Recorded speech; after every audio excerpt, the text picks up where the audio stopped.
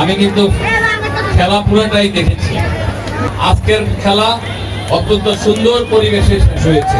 যে যতদিন আমি আছি আপনাদের সাথে, আমি আপনাদের পাশে থাকবো, আছি, এবং আপনারা এই খেলা চালিয়ে যেতে যে কোনো সহযোগিতা আমি আপনাদের পাশে থেকে অনেকদিন পরে দেখলাম একটি ফাইনাল ম্যাচ খুব সুন্দর সাবলীল ভাবে খেলেছে।